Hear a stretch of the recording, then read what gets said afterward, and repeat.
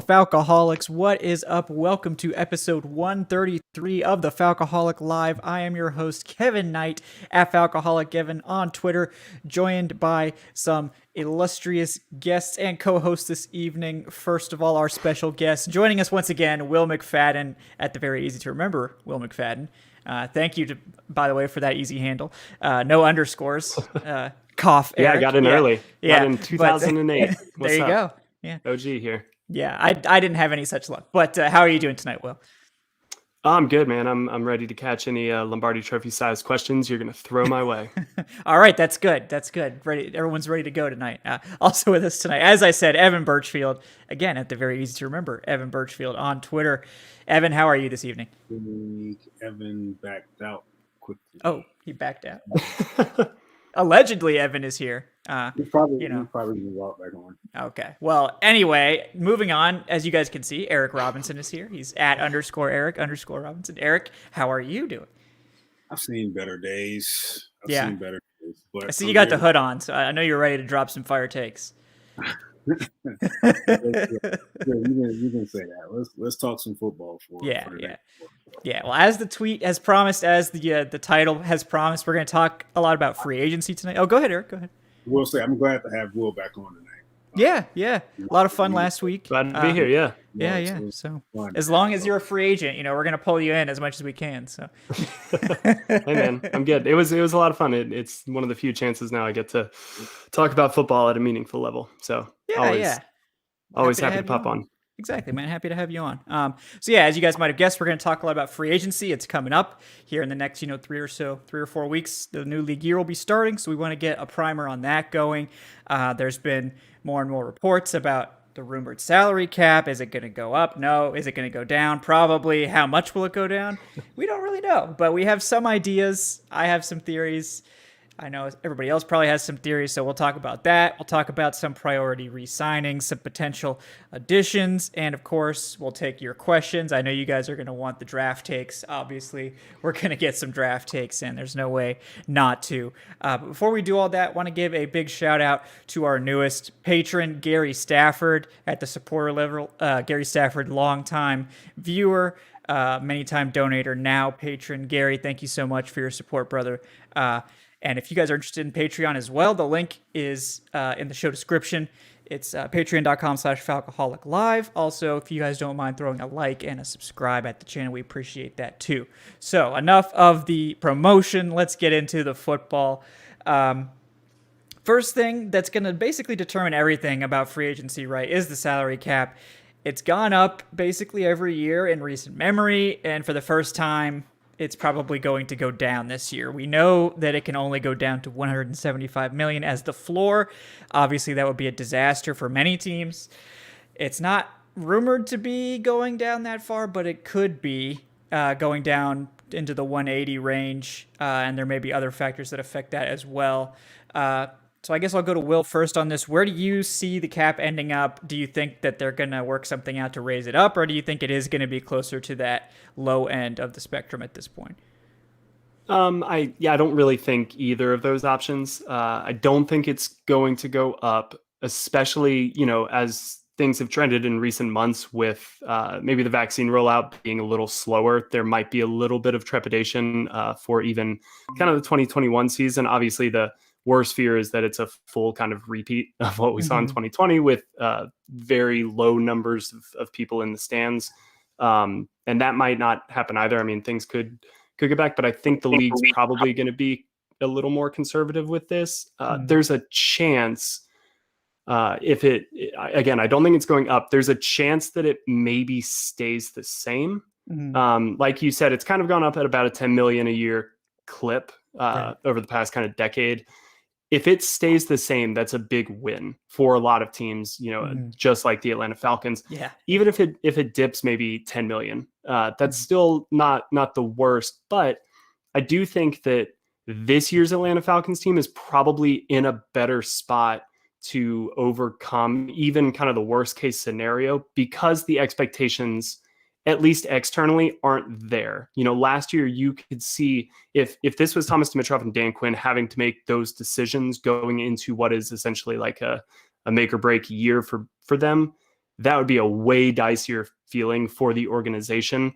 You're in a position now where you could say, hey, given what the cap's going to be, given the overhaul that needs to take place, we've got a high draft pick. If we can get another high draft pick next year, maybe this is a 2-year overhaul, and then we can kind of hit the road running. So they could look at that as not the worst case scenario in the world, but it would probably force their hand a little bit. Again, best case scenario, there's no change and it doesn't drop at all, but it doesn't go up at all. If that's the case, and we'll talk about some of the free agency stuff, they may be able to have a much bigger, maneuverability window with the new regime coming in. Yeah, I know they'll want. I'm pretty sure all of the play, like obviously the NFLPA is going to want it to stay flat if they can work it out. The players would obviously want it. It seems like the owners don't, because I believe their words were, according to a report, that it would be like an interest-free loan to the players. I feel like that's maybe maybe a little bit hey, the players have earned it for what they had to go through this year. Well, exactly. Yeah, I mean, the product on the field will suffer if the cap drops a lot. And I think at the end of the day, they realize that, and that's probably why we won't see it bottom out like they've been threatening. But it would be a big win, I think, if they can get it back to the flat level. Eric, did you have any thoughts about where the cap might end up this year? I've had the feeling all along, even prior to the season, that we were going to see a significant change in the salary cap. Because of what the league had to endure last year, with the lost revenue across the board. I read a report somewhere though that stated that they wanted to get, I guess the league wanted to get TV deals done first. Yeah, that came out today. That salary cap. So I'm kind of wondering how much is that going to play into effect? Right. Is a change or lowering figure for that, is that going to alter the salary cap considerably? As Will stated, I guess we should all have the expectation that it's going to 10 or 15 million is probably a safe range to say, okay, we should expect to see that. And that is, I think a number of teams will still be able to tread water if that is the case. If you see $15 million. As far as the Falcons go, the report is around 180, 185. I guess that's the projected range. I think that they may be able to manage that. Are they going to be in the significant hole once it's set and free agency and offseason fully gets underway? Yeah. But I think this team already expected to kind of roll back the sleeves a little bit and renovate this whole project, this whole thing.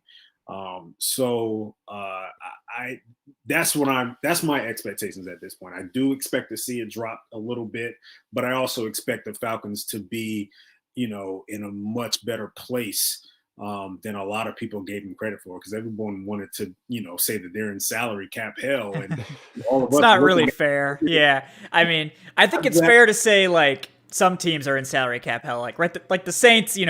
They've dug themselves. The Eagles, yes, but the Saints were triple digits. Yeah, prior to the whole Drew Brees report. I mean, that's a situation. I don't think you may never see a situation like that again, where a team is that far in the hole. I think the Eagles are actually worse off. I think the Eagles are like in the 70, 80 range, maybe. And prepared to take, possibly the biggest salary cap hit in NFL history if they trade Carson Wentz. Teams are just trying to break that record. Extra $33 million. That would put them into triple digits. Eating a dead cap. And again, this is I'm glad you pointed that out, Will, because I want fans to they still don't understand the impact of trading Matt Ryan this offseason and how that can have on a team that's already facing salary cap woes. You're talking about a team that's already in a hole in that place, and then you want them to swallow $49 million in dead cap. Like, dude, this team will never be able to make it out of the deficit if that's the case. Fontenot will be fired in a few years. Right. But, well, the trading's a little bit different than just straight up cutting him. I mean, you would get a portion of that contract off of the books because Base another salary. team would be willing to eat that salary. Yeah. Mm-hmm. Some of it would still remain, but that's essentially the only feasible way to do anything with Matt or Julio that wouldn't completely put you in. And frankly, this team is a better team objectively with Matt Ryan or Julio Jones on it. So it makes no sense, even if the salary cap penalties, weren't what they are. It wouldn't make any sense unless you're looking at a 5-year rebuild. And I can't imagine that their pitch to Arthur Blank was, we're going to totally just strip this thing down for parts and we'll see you in 2026. Right. I mean, there were so many factors to throw into play. I mean, Julio injured his hamstring in week 2. He was never the same the entire season. So I think just knowing what I know about Arthur Blank, even though he made the statements about, hey, if the new regime wants to move on, I'll support it. But I think part of him still looks, at least from Julio's perspective, still looks at Julio and say, hey, Julio can still play. He dealt with a lingering injury all year. Why are we so ready to move on for him? I definitely didn't see that happening. As far as Matt Ryan goes, you got, like I said, you got a new regime coming in. The guy had a really good year last year. If you look at his numbers and look what the team had to deal with. Mm-hmm. I didn't see anything from either one of them to say, hey, man, this team needs to really consider moving on from them. You can still games with those guys, man. Yeah, and I think you're going to see maybe a healthier Julio Jones. I mean, the notion when I tweeted this week about, Calvin Johnson getting in the Hall of Fame, Julio Jones should be, a first year lock, no matter what. And so many people were kind of coming back and being like, but he's never on the field, which is a fallacy that we need to I don't know where that came from. Address because he missed, he only played 9 games this season. Over the past 6 years, he's only missed 4 games. So the dude plays, but I think we're going to see a healthier Julio Jones at the start of the 2021 season than we have seen in a while, because he got to rest all of the rest of the 2020 season. He's somebody who has notoriously played through injury this past season with the hamstring. I would not be surprised if Julio, and because he's got such a close connection with Raheem, his former wide receiver coach, who respects him immensely, I wouldn't be surprised if that was kind of a business decision long term. I think you're going to see a more motivated Julio as well. You can go back to the offseason where, the rumors, the contract rumors were lingering. And what was the one thing that happened that offseason that had everybody worried? The fact that he started training with T.O. Mm-hmm. And, when we saw that, we're like, oh, man, he's going to – some were like, man, this is going to be him enduring and embracing T.O.'s attitude or mentality, whatever. He's going to turn on the team. But I think – that offseason showed Julio how to train his body and preserve his body when he gets to his 30s. And I think you're going to start to see that payoff now. Of course, he needs to get healthy with the hamstring injury. And like Will pointed out, he's probably going to be a lot more healthier coming into training camp and coming into this offseason than he's ever been. But I think he's also going to be a lot more motivated, because you see I guess fans or viewers or whatever, getting ready to write him off because they see he played 9 games this past year. Oh, Julio's getting that age. He's 32. And Julio sees that stuff. He's not going to respond to it, but Julio sees that stuff. And I think, I'm not saying we're going to see, a career best year from Julio, but I will put a lot on the line to say that this is going to be one of his better seasons when he comes back and he's 100%. And of course, if Arthur Smith involves him in the offense, which he should, and we all do, this is definitely going to be one of his better seasons because of that aspect. Yeah. I think the whole team benefits, obviously, if Julio Jones is healthy and plays well next year. I know, I did a video about it, talking about restructuring contracts and things like that. And honestly, I think between Ryan and Julio's probably the one they're more likely to restructure, because, when you restructure a player, for those who don't know, you're basically converting base salary in the current year into signing bonus, which is going to be spread out over the length of the contract. So it'll cut the cap hit in the year that you restructure and increase the cap hits down the road. So that bonus converting to signing bonus also makes it guaranteed too. So it's going to make that player much harder to move on from going forward. And it can make the cap hit get out of hand if you're like, really aggressive with it. But these guys are selfless players too. Like, yeah. I mean, neither one. Yeah, but selfless only comes, to a point. The reason Tom Brady, kind of called it quits in New England was he had done so much for them. Yeah. Now at the end of your career, it's kind of like, all right, I've given so much that you've asked for me.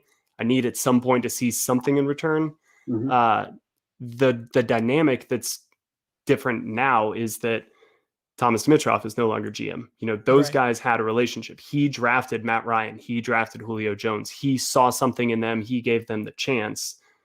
And then he built a relationship with them over X number of years. Now you got a new guy that you got to go negotiate with. Right. And he's going to be operating, internally from himself with much less emotional connection to these guys. He's not tied to him at all. Yeah. So that will be an interesting thing to see. Given their age, I don't know, because Terry Fontenot had a firsthand seat with what they did with Drew Brees and how much that the reward was never what they thought it would be. They thought they would get one more Super Bowl ring out of Drew Brees by kicking the can down the road. And he did give them the best chance because he remains one of the greatest quarterbacks to ever play this game. But they've pretty much surrounded him with one of the best rosters in the NFL. And eventually he became the problem, not a massive problem, but once you started to see young quarterbacks like Patrick Mahomes, Russell Wilson, Carson Wentz one year, all of this stuff who were able to elevate maybe a lesser roster around them, Drew Brees started to kind of hold back some of the weapons that they had. And again, I'm not trying to take anything away from Drew Brees because he still remains, one of the best quarterbacks and was for much of the season. But I would just wonder how that plays into Terry Fontenot's thinking. At what point do the limits of the player that you're building everything around detract from all of the other pieces that you're adding? Yeah. And that would be really interesting to find out. Yeah. To piggyback a little bit off of what you stated, though, where he saw firsthand, with the whole Drew Brees situation, but he also saw firsthand by playing Julio Jones and Matt Ryan twice a year, how important they are to this team, to this franchise. So maybe what I'm getting at is, the negotiations are going to be totally different because, of course, like we pointed out, there's no ties from Fontenot to these guys. He didn't draft them. He didn't sign them. There's no ties there. But I think he may have a certain approach going into this thinking like, hey, okay, I see year in and year out, I play these guys every year. I see how important they are. I see that they still have some game left within them. So maybe not saying the leverage, basically that's what I'm getting at. The leverage may be more in the player's favor in this situation than compared to other situations where, Fontenot coming in as a new GM, never experienced Julio and Matt. Now, like I said, he sees them twice a year. He knows who they are. He knows how important they are to this team, to the city. So he may come in saying, hey, guys, I want to stress this out as long as we can. How can we be able to do that while also providing some assets around you guys to make sure the onus is not on you two to win us a Super Bowl? See, I think I would push back on that a little bit because I don't think either of those players, as important as they are to Atlanta, are as important to Atlanta than Drew Brees was to New Orleans. Oh, absolutely. Yes. I also think that if we're going to have one conversation over here about do you draft a quarterback at 4 and start preparing for the future because of the price and age of Matt Ryan, you kind of have already that number 2 receiver in Calvin, who's ready to be number 1. I just don't see where it makes sense to say, hey, let's string out this cap hit when you're essentially out from Matt Ryan's cap hit next season. You can be. And you're out from Julio's cap hit, next season and the next season even more. So it's one of those where if you're already kind of looking to the future a little bit, why are you then going to prolong the present if you don't necessarily need to, unless you think that, yes, like Julio Jones and Matt Ryan are the key foundational pieces to a Super Bowl team, and we've seen that they have, but this is also 2021 and not 2016. So that's the determination they have to make, is not only when Matt Ryan is, 36, but when he's 37, 38, 39, because that's kind of what you're gambling away if you're going to extend their cap hits. But part of that does, I guess how that play out is part of that does show, or I guess you wonder, how does Fontenot see, or what does he see from this team over the next 2 years? Is it a situation where he says, hey, maybe we shouldn't prolong the future, but I honestly feel like I win a Super Bowl with you guys over the next 2 years? Could that be an approach that he takes? Because this is, I think, but that could happen right now with him doing nothing. Right. Like it doesn't require you. Yeah, it doesn't require you to restructure necessarily. He doesn't have to touch their contracts. Well, I get, that I think the question would be, can we win this year with only a couple of pieces? Because that's the number that you would try to work around. Yeah.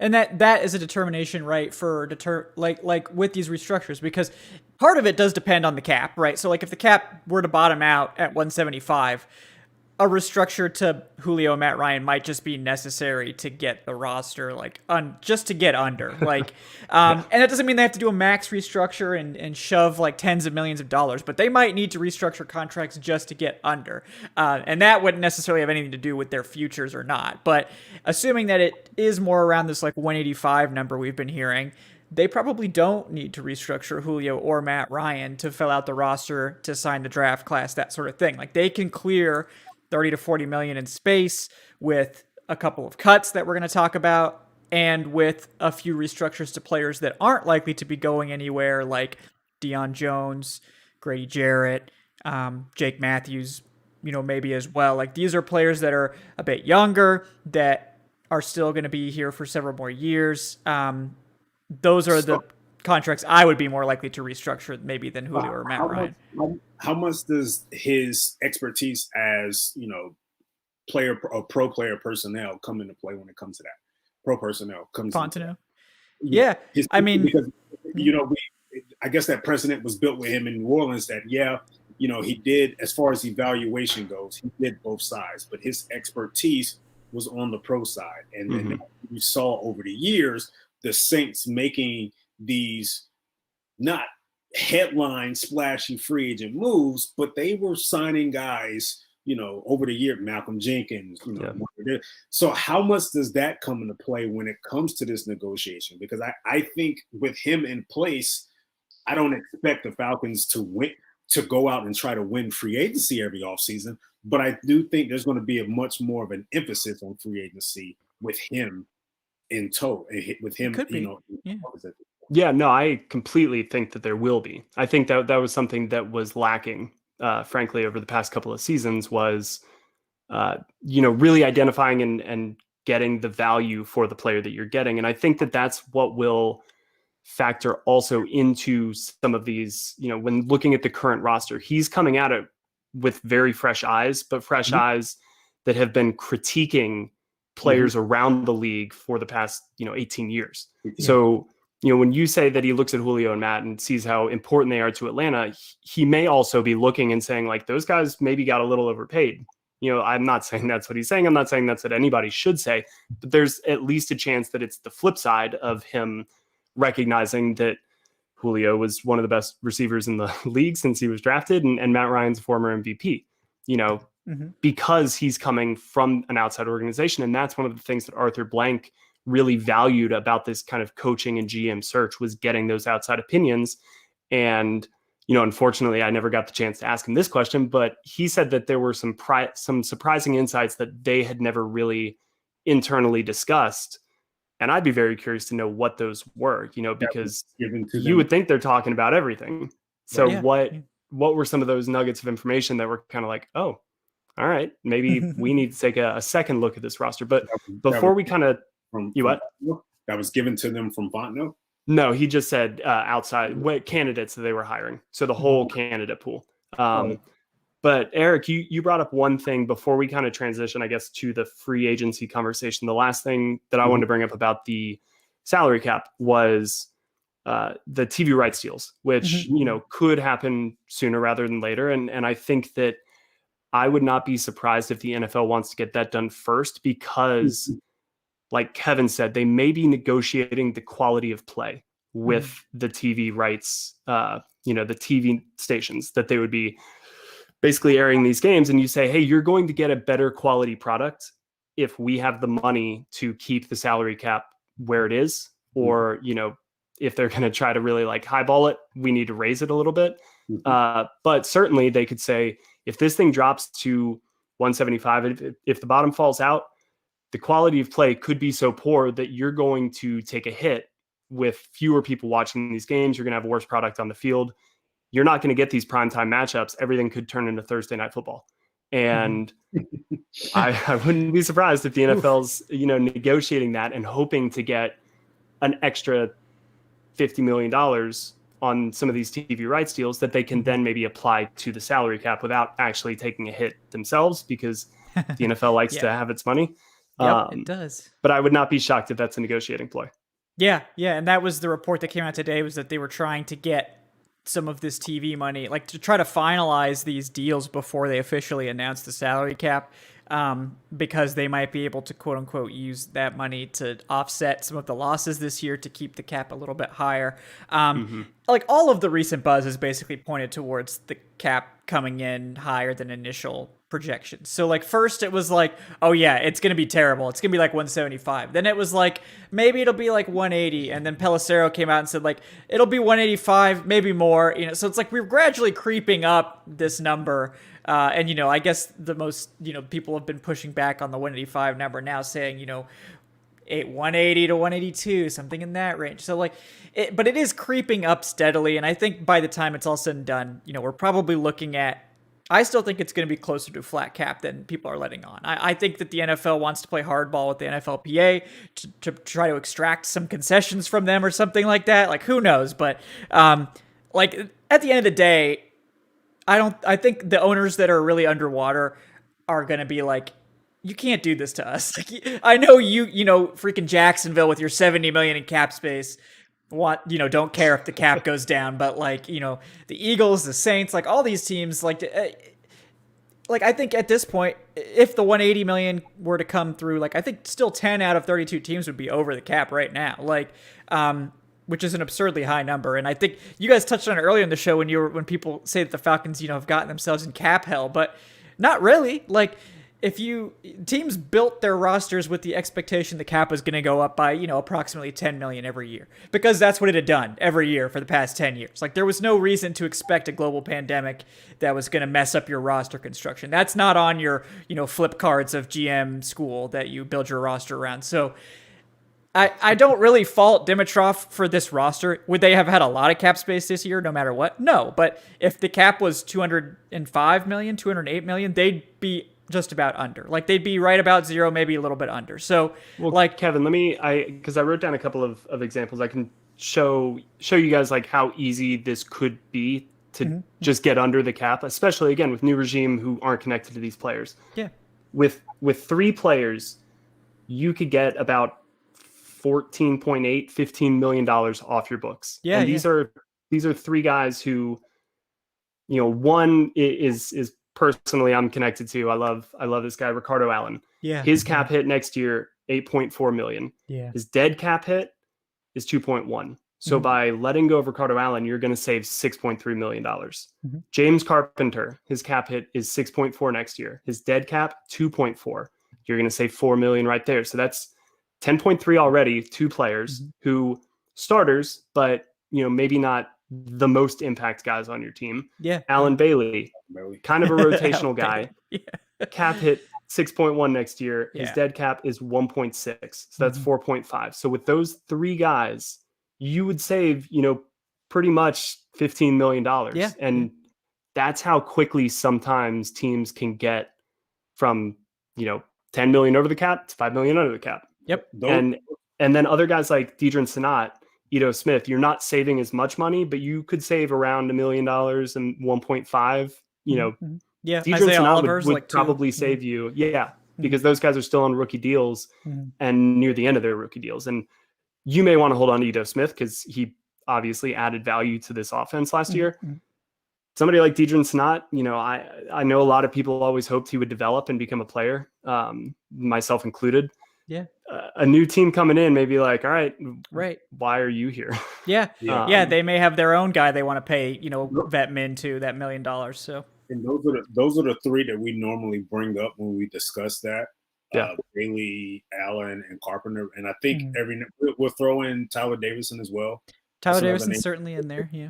I'd pay Tyler Davidson though. He's a good player. Yeah, I mean, you don't see, like you kind of break even on his dead money, so it's like maybe if they were to like draft a nose tackle and they were like, okay, we can just move on now because we know we have another nose tackle under contract, like maybe I could see that after the draft. But like again, like if you're breaking even on the dead cap versus the savings, a lot of teams don't do that generally unless they really need it. Maybe they would really need it depending on how it would probably dire depend this on gets, their but evaluation of Marlon Davidson. And the scheme they want to use. Yeah. But Tyler Davidson, I think, was the best run defender that they had. Yeah, and the run defense is really good. Yeah. I mean, the run defense is really good. Like they were like 6th in the NFL in rushing yardage allowed. I think I get all these tweets like, oh yeah, we need to get bigger. We need like more size. Like, they were like the 6th best run defense. Size is not the problem out there. Like it's not like the run defense was fine. Like they just need to like rush the passer. You that the NFL is not getting bigger. The NFL is getting smaller. Yeah, like you have your one big ass nose tackle and then everybody else is like 300 pounds. Like that's how it, your other, your 3-4 defensive ends, your 3 techs, those guys are not like 320 pounds. Those guys are like 300 pounds now. Even Grady Jarrett's like a normal sized defensive tackle now. Like when he was drafted, it was like, oh, Grady's only 300. Oh geez, he's tiny. Now it's like, oh yeah, your defensive tackle's 290. Okay, it's no big deal. But it's all about the pass rush now. Like the Falcons could stop the run, great. And part of the reason for that was, they were the worst pass defense in the NFL, so teams didn't really need to run the ball. So that obviously contributed to that. But, they were fine against the run. The run defense was not a problem.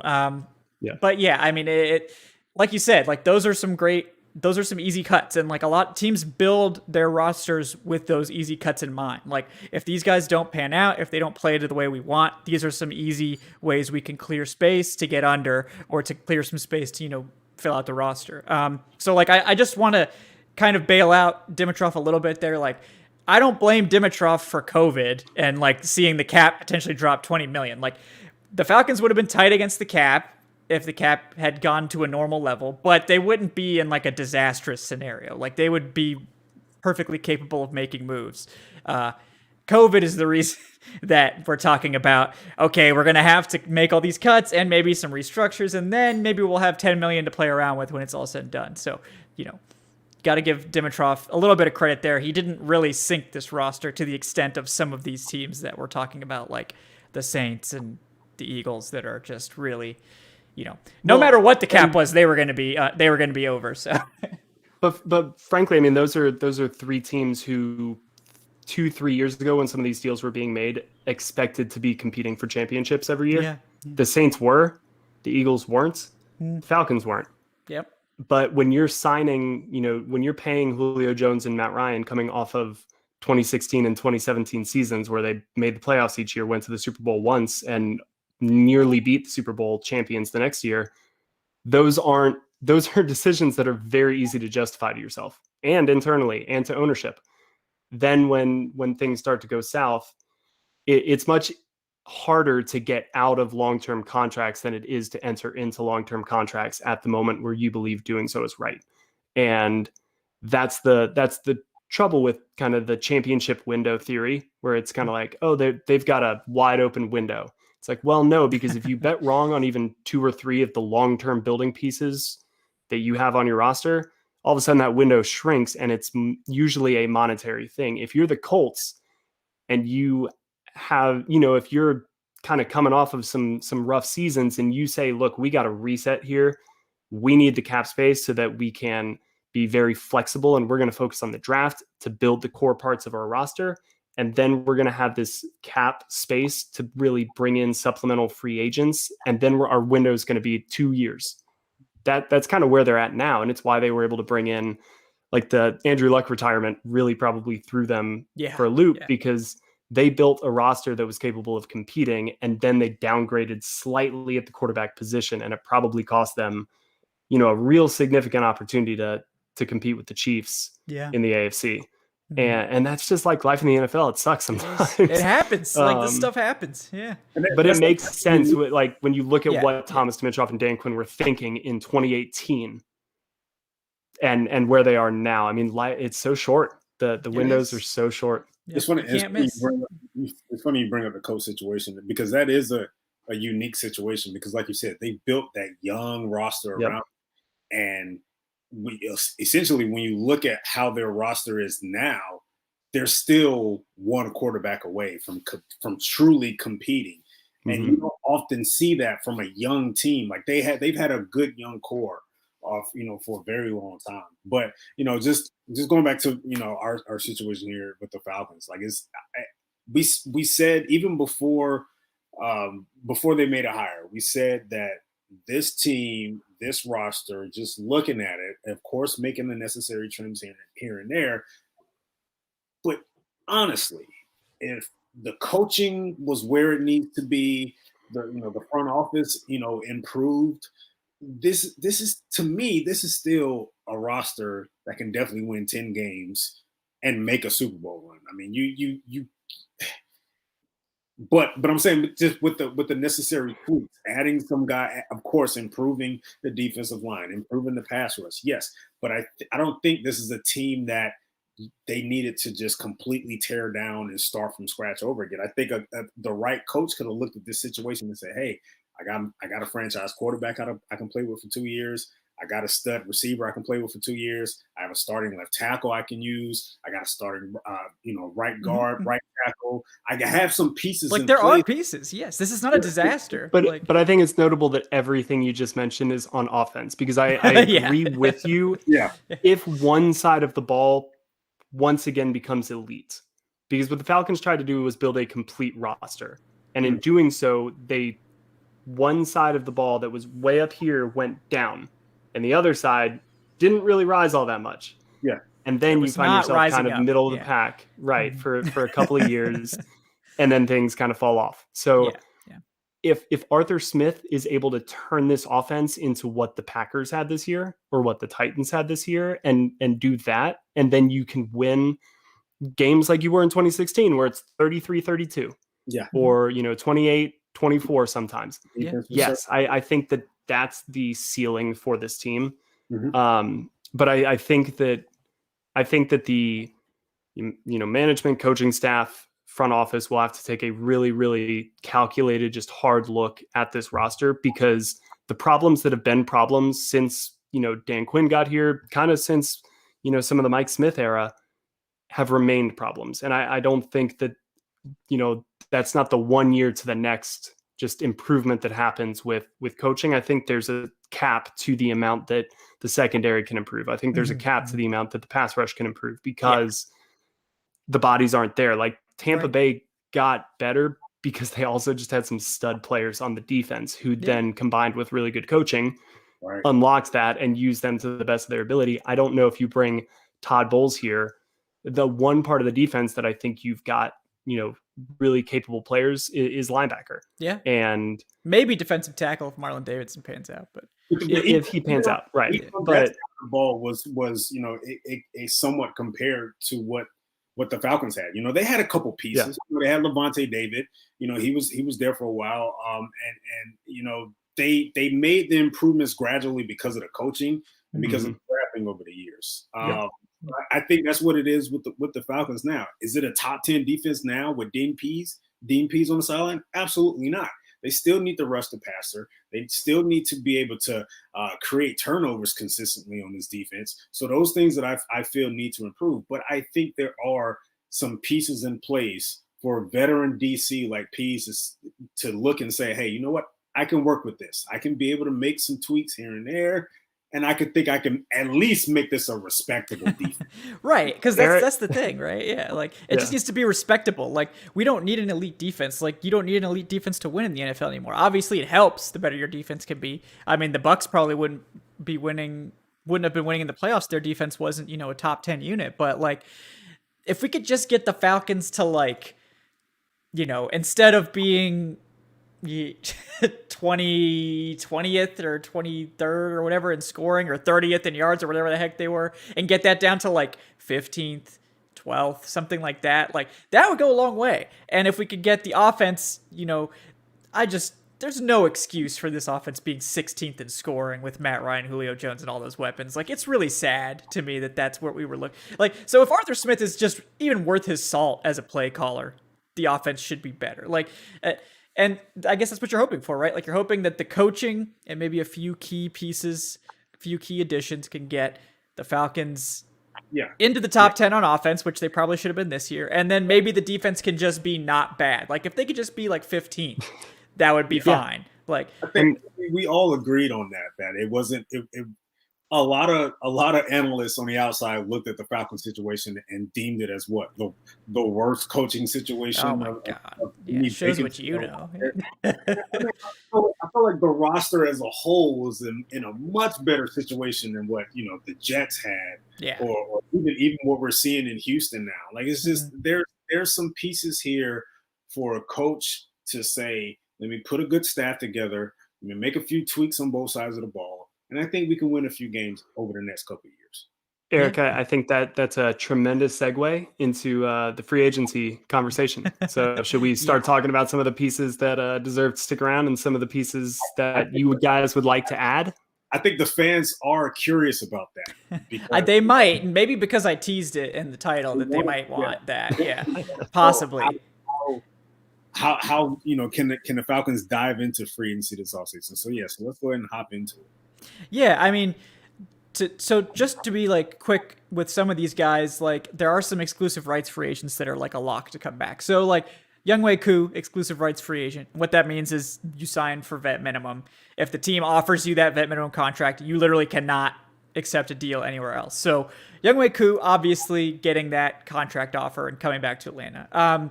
Jacob Twitty Mariner also probably, I would think, because I think he played well.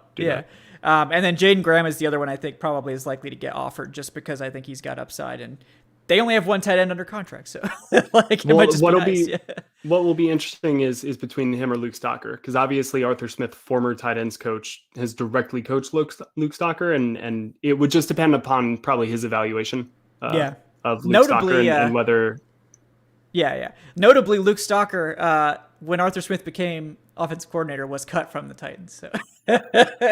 Well, now he's got him back. Can he do it twice? Yeah, I mean, I guess we wouldn't have to cut him. Yeah, no, Luke Stocker is a name though, and Arthur Smith did coach him as the Titans coach 2018. Then when Smith took over in 2019 as the offensive coordinator, Luke Stocker made an unceremonious exit to come to the Falcons. So I guess thank you. I don't know. Not really sure how I feel about that one, but yeah, I mean, so those are the guys that I think are like super likely to come back. Matt Gono is restricted free agent, so we could possibly, see him return on some sort of tender. It's either going to be like just a tender or it's going to be a second round tender, because as an undrafted free agent, they can't put an original round tender on him because he wasn't drafted in any round. So, but I think I would, me personally, I would make Matt Gono a priority. Yeah, I mean, I think that he's a quality backup, and one of the more interesting conversations I ever had with Thomas Dimitroff was the offensive line is less about the starting caliber talent than the overall talent of the unit. It needs to be looked at more as a kind of a chain. It's way more important to have no weak links in the chain than it is to have 3 titanium links and 2 rusted ass, like ready to break links. Because you can't do anything with that. Yeah. So injuries are going to happen in the NFL. That was a big part of Terry Fontenot's kind of opening press conference, was the best teams aren't just built with the kind of starting 11 on each side of the ball in mind. They're built to withstand attrition. Having a guy like Matt Gono, who the Falcons have invested time in playing both tackle and guard over the years and has developed. I mean, he was part of the active roster his entire rookie year as an undrafted player and never played a game, but they did so because they didn't want another team to poach him. Yeah. Like, that's how highly they thought of him. And for me, I'm not going to speak for Arthur Smith, Terry Fontenot. I would make him a priority because he's still very young. He still has room to grow, and he's already proven to at least be probably your 6th offensive lineman on the roster. Yeah.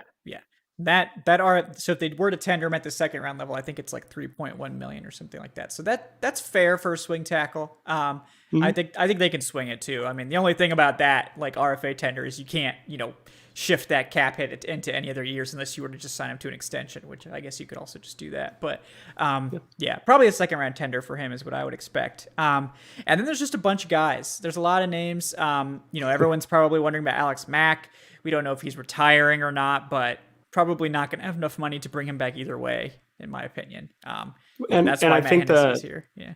I think the notion that we never saw Matt Hennessy towards the end of the year last year, because obviously entering the season, there was talks that he could be kind of like a start at guard and then transition over to center.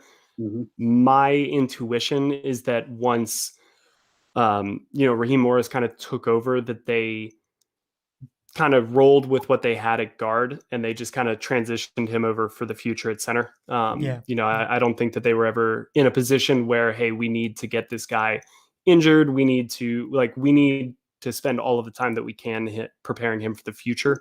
He started and last 2 games. Yeah, he was fine. Yeah. Matt Hennessy, he was fine. Yeah. I was actually more impressed with him than I was with Matt Gono at guard. I didn't think, unfortunately, Gono looked that great at guard. But I mean, it's a couple games.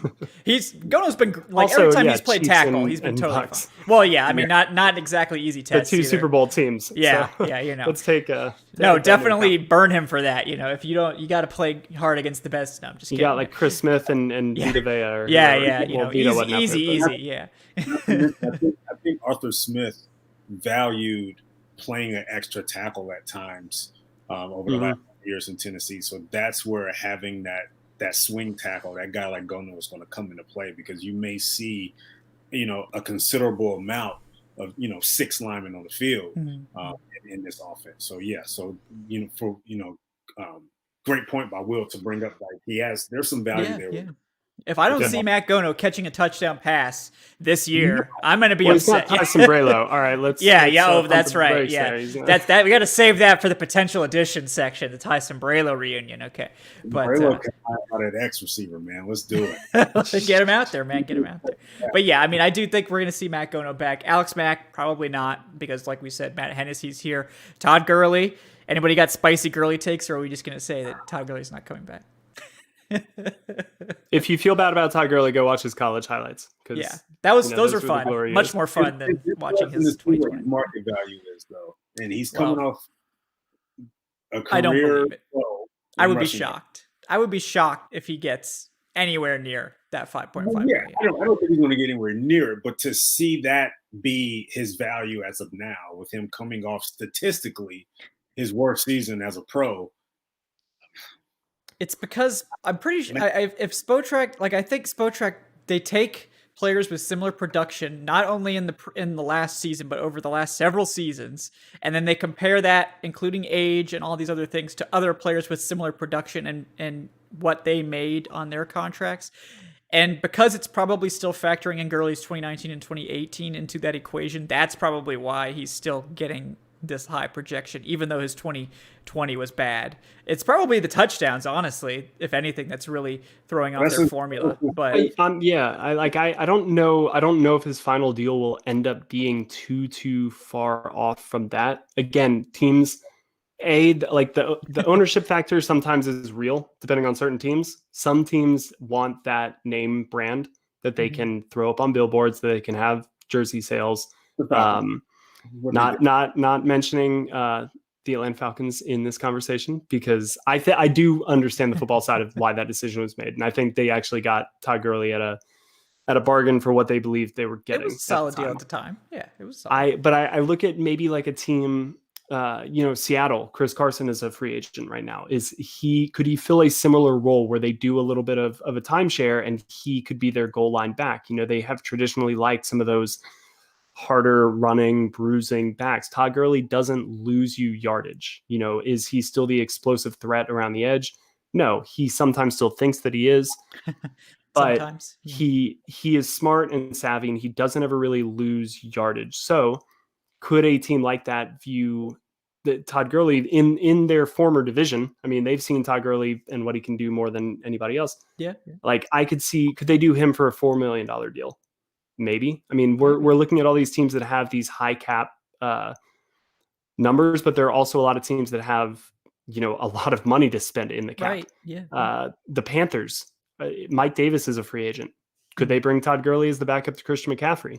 Maybe. Somebody like I see him being in one of those, we're doing a running back by committee. And I know I just mentioned the Panthers and Christian McCaffrey plays every single snap when he's healthy, but I could see like a running back by committee type of team giving Gurley maybe RB2 money. Now, $4 million is pretty expensive for that, but some team could talk themselves into that. Yeah, possibly. They could. It's not out of the realm of possibility. I just don't think the Falcons are going to be talking themselves into it. But I don't either. Yeah. I mean, I think if you want to squint at his 2020 season and say, like, look, he had all these touchdowns. It fell off towards the end of the year. He was playing in a dirt cutter offense. Maybe we shouldn't use this against him. Like, someone could probably make that argument. And, I see where Will is going with the whole red zone thing, because I think 8 of his 9 rushing touchdowns were inside the 10. Yeah. So, and he wanted one of those back. Look, I was about to say, like, he's so good at finding the end zone, he literally can't stop himself. Like, he just falls in, like, even when he doesn't want to go in. So I remember, I think his last year in LA, I think he had 12 rushing touchdowns last year, and I think 10 of those came inside the red zone. Yeah. So just going off that, the Rams knew that he smelled money when he's in the red zone. So I think teams may possibly see that. So you may see a team like Seattle. Buffalo is another one that may a team that may go with the committee type thing, but they don't really have that goal line, that power. I think they hope Zach Moss can turn into that. Yeah, but I mean, I wouldn't be surprised if they still add another body just to the equation this offseason. I'm actually thinking Houston, just because I think Houston is dumb. Houston is so dumb. if we're talking about some of those like dumb NFL teams that I mentioned earlier, give them. Could they do it? They should trade. Could Todd Gurley have like a Brandon Jacobs-esque run in him? Like he would be the guy that I would look to as a model. Could he be the 1B? And it's like, hey, when you get into the 20, Brandon Jacobs is coming in here. Beat him. Yeah. Yeah, it could happen. It's just not happening with the Falcons. That's all. But yeah, I mean, I think he's going to be on a team and probably as the RB2 at least to start the year. But we'll see. We'll see where he goes. That will be one of the interesting things to watch. The other big one would probably be Keanu Neil. And I'm definitely interested to see, thoughts on Neil. Because, at first when people thought we were going to be playing, cover 2 all the time with Dean Pease, that was maybe a little bit more of a questionable fit because Neil's much more comfortable in the box than playing deep. But, Pease was saying in his press conference that he's planning to be more versatile and to do other stuff. But Neil's probably going to be pretty expensive. I mean, $6 million a year is probably the starting point for his contract. I don't know. So we'll see. I mean, OTC has his value at like 3.2. I think he's asking for a lot more than that. So, what do you think about that, Eric? I just from the figures alone, we're going to kind of have to wait and see when it comes because, the value, I believe, his market value and what he may want is definitely going to be more than what the Falcons will want to dish out, what they can afford. But just from on the field standpoint, I would love to have Keanu Neil back because I think he proved last year he can still be an asset. Definitely. He's still young enough, and he played his role very well last year, in my opinion, and he looked like his normal self. So it remains to be seen what the numbers look like after they make the cuts and possibly make this restructuring and seeing what Keanu, what he may place as his price tag. But I would love to see, at the very least, I would love to see the team, hey, let's see if we can work something out. Let's see if we can just don't let them walk. I completely agree with you on that, Eric. Actually, he is the number one guy that I have to keep. Yeah. And obviously that be seen with the DMP stuff, but him kind of saying he wants to be multiple, he wants to be able to do different things. Having somebody like Keanu Neil probably allows you to do that to the fullest extent because you could switch up into some of those cover 1 looks, cover 3 looks, because you've got that box safety role. And I do still think he's young enough, athletic enough to continue to play in a cover 2 role when you need him. But the safety position is one of the most interesting positions to evaluate for the Falcons this offseason, because like I mentioned, Ricardo Allen, you save the most money on this roster. Again, I don't want Ricardo Allen to go for personal reasons. He's the nicest person. His certainly. Wife, his family are amazing. But you stand to save the most money, and he makes probably the most sense for a new regime to save that money. Yeah. Demante Casey, also a free agent. They may want to look for another kind of center field safety. He, again, late round pick, like you save a little bit of money there. So then if Keanu Neil is also a free agent and Sherrod Neesman is also a free agent, like your entire safety room could be empty. Going into the start of the season. You've got to pay somebody. I think Keanu Neil proved this year that he can still be close to the same player he was after coming off of 2 injuries. And I only think he's going to get better because the further you get away from those injuries, the more you look like yourself. And his legs, and we heard it from the coaching staff kind of as the season progressed, he was getting his legs underneath him. They were using him correctly. They were using him not looking back. When you're facing the line of scrimmage, when you're reading the quarterback, don't worry about anything behind you. We've got that taken care of. Ricardo Allen's got that taken care of. We've got coverages to do that. Your job are the meshes, are the shallow flat routes. We're using you, and they call it the kill zone. We want you to intimidate anybody. You're kind of like a deeper linebacker. Anything kind of coming across, which is what the Chiefs like to do, which is what, the Buccaneers did some in the Super Bowl. Like that's becoming a popular route, that like shorter Yankee concept. Yeah. Keanu Neil takes that away for you. Yeah. And so that's still valuable. Sorry, go Eric. We started to see that after Dan Quinn left. We started to see him play more of that role where, they wanted to fit him closer to the line of scrimmage because of it. In certain formations, certain situations, you saw him dropping deep. Go back to the Kansas City game, where he got the pick off Mahomes, of course, because of the trick play. But you started to see, as the season went on, you started to see him become his normal self, sort of that box safety. Now, the thing is with KZ, I think KZ is in a tough situation because it's an Achilles injury, came on a contract year. Like he's probably going to get some looks, but it's more likely going to be prove it deals. I'll give you 1 year and a few $100,000. He reminds me a little bit of like Brian Poole in that sense, where he's a player that for the right price, I would love to have on the Falcons because I do think he adds value. And again, if you're moving on from a number of safeties, I think you've got enough areas that you need to address early in the draft. I don't know if safety, unless you're forced to address that, needs to be one. But if you decide, hey, we can get Demante Casey back for 1.5 next year. Yeah. I mean, that could be fair. I might like that more than putting out it. I guess I should include Jalen Hawkins because he is technically on the roster. But he's not that center fielder safety role. So if Demante Casey can be brought back for the right price, that's a good value add for the roster. Yeah, I think so. I mean, the dude had 7 interceptions one year. Yeah. I mean, it's possible. He can play that role. He's a ball hawk. It has to, like I said, it's going to be that prove it deal because this is definitely an injury where, your career could be tainted to an extent going out because of the Achilles. So it remains to be seen. If he can show that he's capable of coming back from that, and like you mentioned, man, this safety room is going to get scrubbed potentially. So there's nothing wrong with having a couple extra veteran pieces that has already been, with the team back in play. So we'll see. Yeah, you can only make so many cuts. At the end of the day, you got to keep somebody. Yeah, you have to have somebody to play. Best case scenario is that they do get something worked out with Keanu, where he's a Falcon for the next, some odd years. I think he still remains the most talented player at that position, and you probably get him cheaper than what his market value should be because of the injuries. Yeah. Very much. So do want to welcome in Adnan Ikic, finally here from his class. Adnan, how are you doing tonight? A little hungry there, man. Got the Twizzlers rocking. Yeah.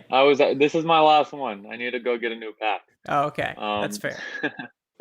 I'm doing well. I see we're having a spirited conversation about free agency. We talk about giving Todd Gurley all the money he wants to come yes, back. 5.5 We've already million. signed him. Yes, yeah, we've actually it was 10 million. Our mock $10 offseason, million. we've already offered the contract. Yeah, but yes, Excellent. guys, definitely welcome. My work here is done. Yes, okay, bye. Yeah, I just wanted to come and make sure we got that taken care of. Yeah, but yes, guys, Adnan Ikic at Say Which Way on Twitter. Give him a follow as well. And if you guys don't mind, do like the video if you haven't yet. If you're enjoying the show, we do appreciate that. Helps the YouTube algorithms work out. And if you're not already subscribed to the channel, hit that subscribe button as well. We appreciate that. All the other good stuff that I like to plug, our Patreon page, link to which is in the show description. If you have particularly burning questions, you can throw a donation at the channel as well, the link to which is also in the show description. We really appreciate that support, guys. Thank you very much. So back on the topic of free agency, we talked about Keanu Neil. That one is probably the biggest question mark in terms of whether he comes back or not. I think it would make a lot of sense, but a lot of it probably comes down to how much they're willing to spend to get him, because he could have a lot of suitors, right? With Raheem Morris, a defensive coordinator, with Jeff Ulbrich, a defensive coordinator, with Dan Quinn, a freaking defensive coordinator. They're probably going to have competition for Neil. So, and frankly, also the scheme that they want to run. Yeah. As we mentioned, Keanu is best suited for a certain type of scheme.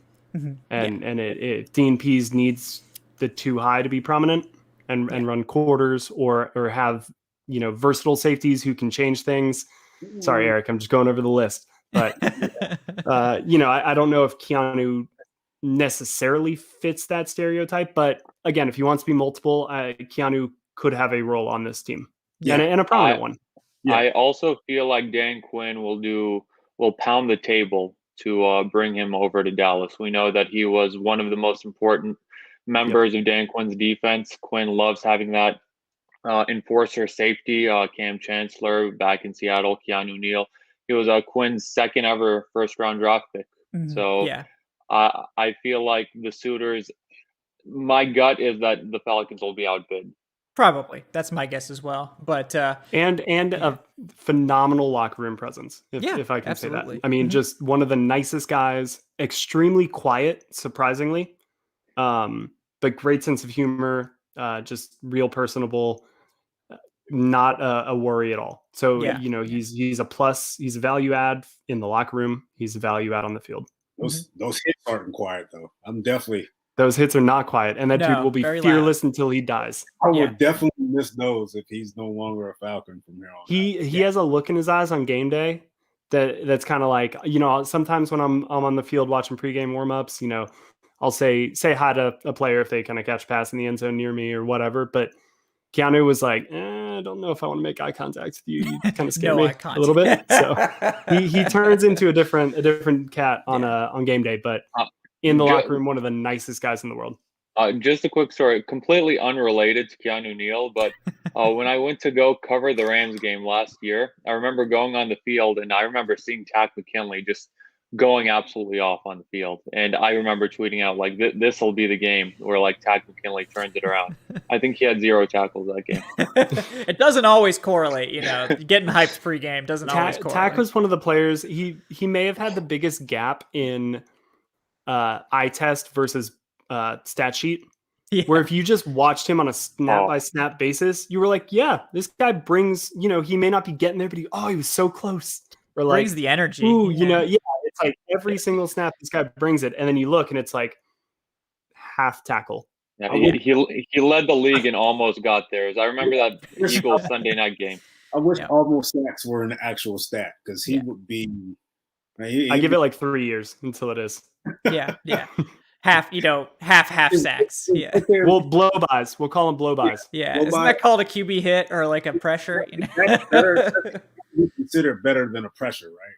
I don't know. I'm not sure. QB brush off. Yeah. What do you call like when Dante Fowler sticks his leg out? What is that technically considered? A Dougie? The Dougie. Can't get there. Yeah. there or somebody. Yeah, I'm not sure. I don't know how to classify that one, but yeah. So The one contribution he made in 2020. yep. And, you know what? And you bring up Fowler, and his name has been tossed around a lot as a possible cap casualty. Yeah. 8 million if he's a post-June 1st cut in the savings. So. What do you think the likelihood may be for that? Do you think this team may say, "Hey, let's just cut our losses now"? Because I mean, this isn't a guy that we put our chips in. I think it depends on how do they view this pass rush. How do they view the pass rush draft class, and also what scheme do they plan to use pass rush wise? It is a deep. But is it deep where you can get a starter in the third round deep? Yeah. Or yeah, it is. I would say so. I mean, I would. I think you can get a starter. I don't know if you can get I don't know how many truly top end elite guys are in this class, but second and third round I like for edge. I also think that Fowler is one of those guys where former, standout. I think he made the Pro Bowl his last year in LA. I think he's one of those guys where a coaching staff and defensive coordinator will think, "Hey, I think I can get to him, and I think I can rehabilitate him into being what he was back then." That's just the nature of some of these coaches. Yeah, it could be, but yeah, I mean, I guess we'll see. Again, probably depends a lot on the eventual salary cap situation. I don't know. I'm not quite sure if you can get a full-fledged starter in round 3. Well, but it's early round 3. I do think you can get a very good complementary edge rusher in round 3 if your 1A was solid enough. That's the thing. The Falcons don't really have that technically. They don't really have anything yet. They're hoping can be that guy. Yeah. But hypothetically, if Fowler was that guy, then I would say absolutely. In round 3, you can get a great sidekick to him. Yeah, like Patrick Jones, Quincy. That's what I could see is get a developmental guy. But again, there's no pass rusher that I like it for. No, no. Definitely not. Definitely not. So it's kind of like if there was a Chase Young in this class, yes.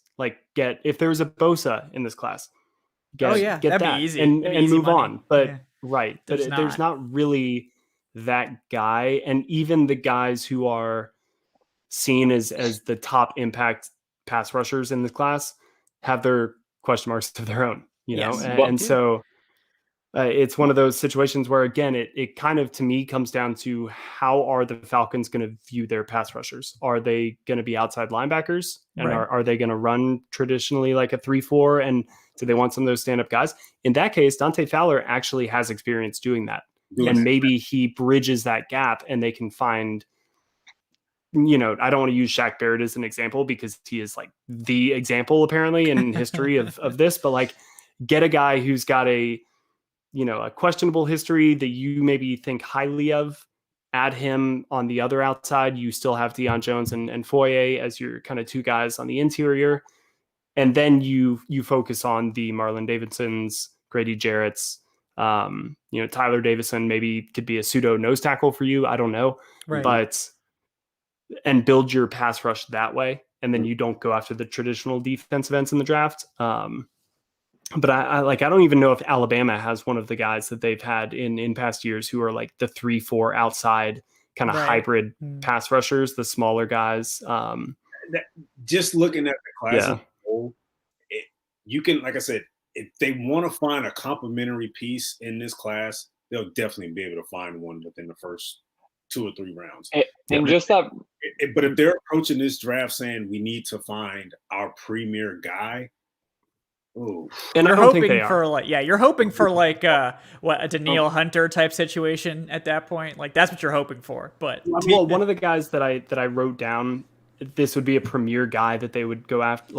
If they were going to go after one guy, would be maybe Yannick Ngakoue. But again, that's if they're running a 4-3 kind of traditional stuff, and they just need somebody that they know has kind of a higher floor. Yeah. But he gives up a lot against the run. Yeah. So it's what are you prioritizing there? Who cares about the run? The run doesn't matter. But if they're running, they're not passing. Yeah. So you could sign him to a longer term deal, spread out your cap hit, something like that. But again, I think maybe the Falcons have one kind of like mid to upper tier free agent signing in them. Yeah. What do they choose to value? Yeah. What position do they use that on? In fairness, the pass rush has been so bad the past decade. It's a really low bar to set. You just need someone to come in and just be like average, and we'll sing their praises. Yeah, that should be fine. But yeah, I think that Tack's versatility, being able to play both in the 4-3 and the 3-4, having that experience, I think that's another thing that'll make the Falcons lean toward keeping. If I had to guess, I would guess that they would probably keep him as of now. I think they will see too. What they can get this year, probably, unless they absolutely need the money. But again, like the thing that Arthur stressed in his kind of press conferences was, we don't want to just build a team to win in the future. We want a team to win in the present. So I don't get the sense they're looking for a complete overhaul. They only really have one starting caliber defensive end on their roster, and it may not be for projects. They're not looking. Because right now, Gregory Rousseau just, frame intangible. Right. Yes, he is probably going to be a first-round draft pick, but he's probably 2 years away from really coming close to saying, okay, I think he's ready to make a consistent impact over the course of the season. I don't see this team going that route where they, want to take a guy that's going to be 2 years away from making a significant impact. So. And who only really had one season as like a flash player in college. I mean, the draft graveyard is littered with defensive ends, with pass rushers who flashed for one season, and everybody's like, he could be Julius. And it's like, maybe he's not, though. Not only one season, but he literally had one season just playing the position alone, because he didn't hire me as a defensive end. So he literally has 14 games under his belt as a defensive end. That is super raw, man. He's a Gerber baby. That's what I call him. That's exactly what he is.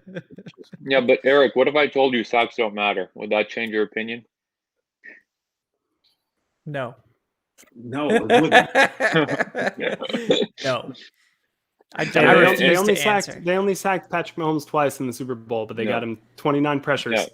No, inside joke from the old Mike Smith days. I think they called it what sacks were glorified tackles for losses. What was the words they used? All right, yeah.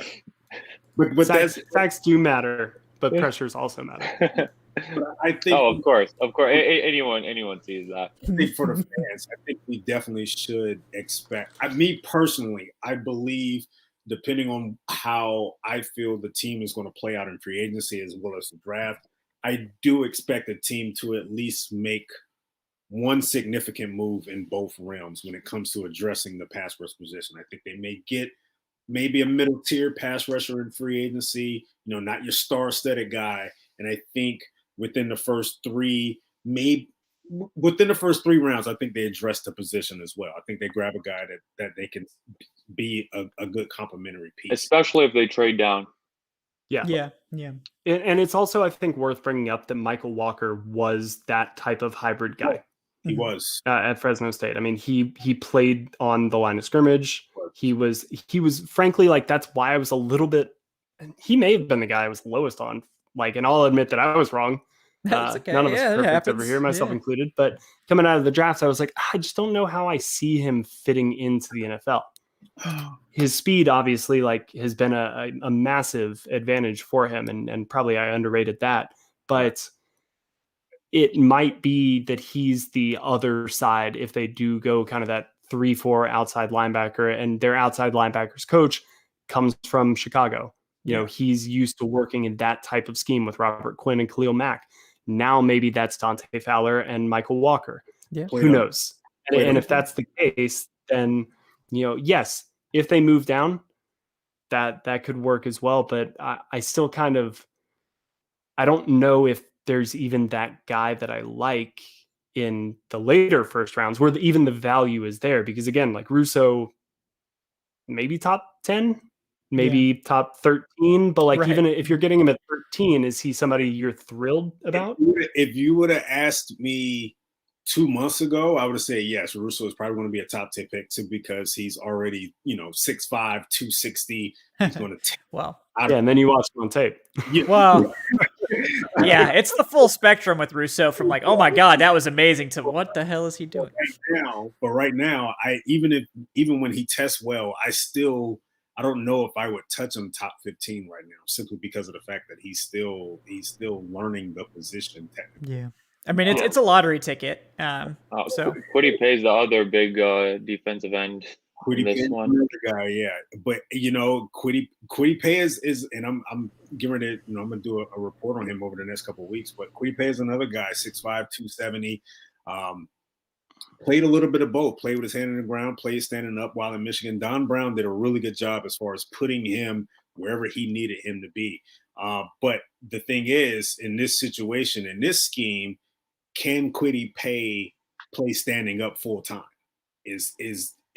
Because I didn't see a whole ton of him dropping back into coverage, and Right. that is something I want to see from him. So, And that's what you would have to have in a scheme kind of like this, because as we saw and kind of fortuitously we talked about last time we all spoke, was the simulated pressures, the rushing four, but rushing four from a different spots. And that's what the Bucs did masterfully in the Super Bowl. And that's where I think the NFL is going. If you can't gain an advantage lining up just before the snap, you've got to gain an advantage after the snap on defense.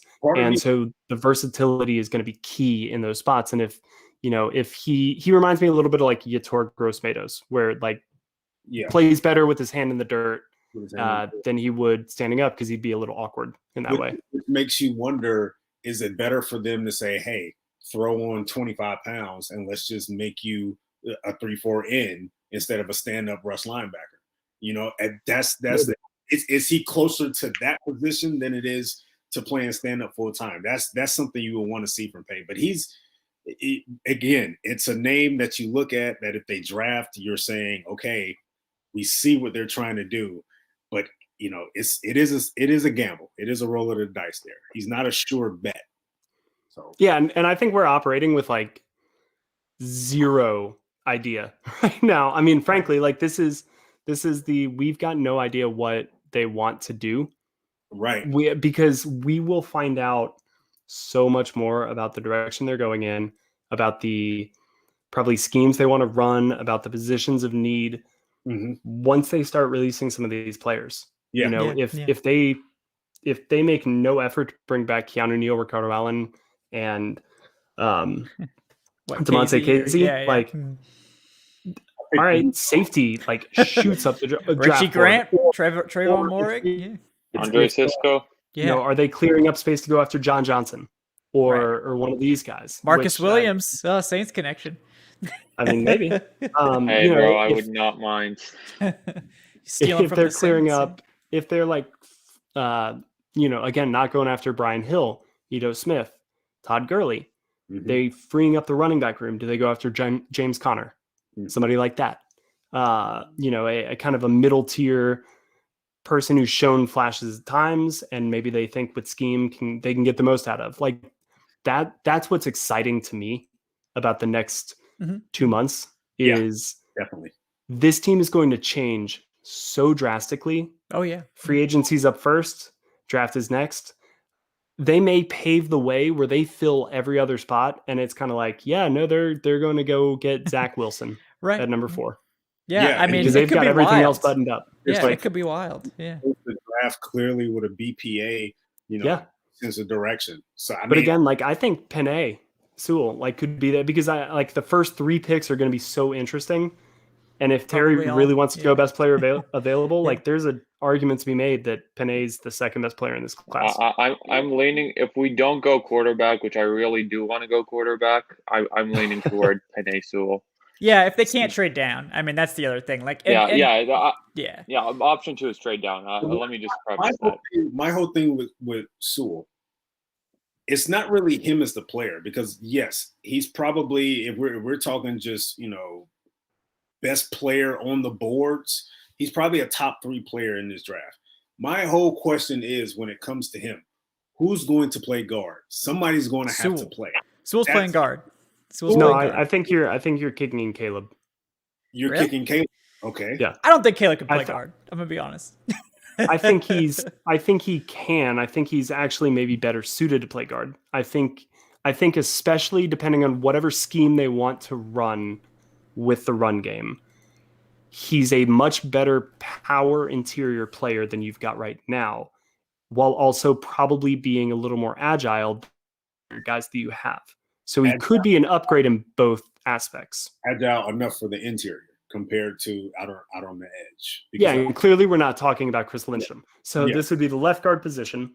Mm-hmm. Compared to James Carpenter, I was just going to say it'll be a big L for the team having spent and traded up a first rounder for McGarry.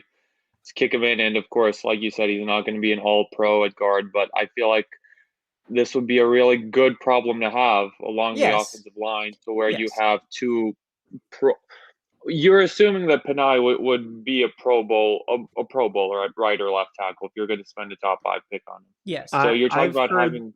I've heard he's better than Tristan Wirfs. I mean, that's what Sewell is more raw. Yeah, but physically. Well, yes, I don't necessarily know if raw is. I mean, he won that award. He did 2 years ago at 19 while Wirfs was still in college, and also 3 tackles went in the top 10.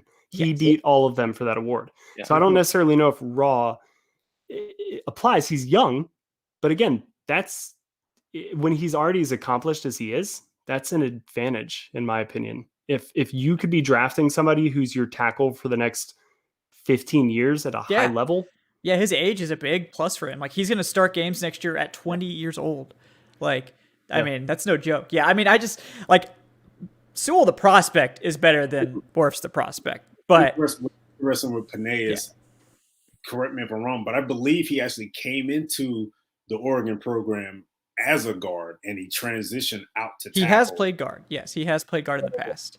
It may not be a difficult transition for him to say, hey, we're going to start you off on the interior, because he's played it before. I actually think he got recruited to Oregon as a guard, but they saw enough for him to say, hey, let's kick you outside. And of course, he just took the mantle there and ran away with it. But I think that's minimizing his talent. I agree with Will. If he's the best tackle in the country, like, you don't slide him into guard. Yeah. If you're spending a top 5 pick on him, you don't move others around. Right. Or you don't move like him around to accommodate others. You put him in his best position, and then you figure everything else out. Yeah, I mean, he's played on the left side, I think, his entire college career. So that's the other thing. But his position is technically on the left side, though. That's the thing. It is, but like, I don't think either strategy is wrong necessarily. Like, but I think if McGarry is that bad that you're pulling him off of right tackle, that's a big problem. I don't think he's bad. If anything, again, like this is not an indictment to me of McGarry. This is you're improving 2 spots on the offensive line with 1 move. Right. I don't think it's no one's saying, hey, Jake Matthews is not a great left tackle, so let's kick him inside. I think this is more of, to me, I'm looking at it as, okay, you had value. The value at 4 was, too much for you to pass over. So now, what is the result? Because somebody's going to have to slide inside. That's how I'm looking at it. I'm not looking at McGarry's bad. We need to make transition there. Jake Matthews is not good enough to be a left tackle. I just want to know, okay, what is the plan after drafting Panay? Who's going to slide inside? What I would say is Jake is good enough one-on-one on the left side. Right. Move McGarry inside on the left side. Okay. He could help Matt Hennessy. Those 2 guys there combined. Chris Lindstrom is good enough on the inside on the right side. You would hope and are drafting Panay to be good enough on the right side. And if he's not, Chris maybe helps him out on that side as well, or you have a tight end. But when I look at it from that perspective, you kind of got all your spots filled out. And so I think that you work with the guys that you have, because again, you're not in a position to go bring in everybody that you want. Yeah. And if I'm building the best offensive line combination possible, and part of the reason Derrick Henry had such a good season the past couple of years is because they had a fantastic offensive line in front of him, or a great blocking scheme executed to the way that it needed to be, like San Francisco. But having a bad offensive line is never bad. Or having a good offensive line is never bad. I guess with that scenario, you can approach it with the mindset of saying, hey, if all else fails, we can always just kick McGarry back outside. Yeah. Start, put Panay in at left guard and still, operate with, an extra tight end or an extra, having Gono out there as a sixth lineman on occasion. Just because I'm looking at it from the standpoint where you want to, I think in this situation, you may want to have Panay on the outside somehow in some capacity, where it's left or right. Yes. But I think you also know in the back of your mind, if we need him to play left guard, I think he can be able to play left guard.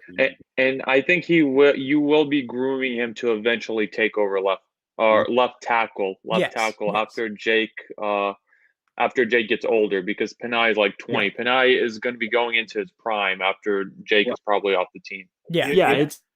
He's your long-term left tackle. Like you're drafting him with the idea that eventually he's playing left tackle for you. Which is why I think he's better served playing at tackle to begin with. Yeah. Because guard is a different, like you get in a different headspace, you learn different skills, different things are valued. Right. But in the short term, kind of what I was saying earlier, where it's about no weak links in the chain. If you need to slide people around, you can do that because you're just adding numbers to your offensive line. So if you've got Sewell at right tackle and Caleb gets injured in week 4, and you feel, we want to put Matt Gono in there, or we think Matt Gono is better at playing tackle, we're going to slide Panay in there. Whatever, Panay gets hurt, you can slide Caleb back out and put Matt Gono in there. Like, you just have more numbers to work with and more talent. It's a good problem to have. How many other teams have 2 Pro Bowl caliber tackles and a Pro Bowl caliber guard on the inside? Right. Not many. I mean, that the offensive line is not as far off. Maybe last year. Yeah. I mean, like the offensive line is not as far off as some people. Like, I think, even D-Led's guilty of this, saying like, oh, they gave up, 40 plus sacks. Yeah, well, they also threw the most, the most or second most passing attempts in the league. So like, if you like adjust it for sack percentage, aka you take a look at how many sacks they gave up on a percentage based on the number of total plays they ran, they were about average. Like, so this offensive line is not that far off. Like, if you get an upgrade for James Carpenter, if you shore up right tackle, this could easily be a top 10 offensive line. It wouldn't take much to push it over that edge, and it could get even better than that. So yeah, I guess I have concerns about McGarry's height. He's over 6'7".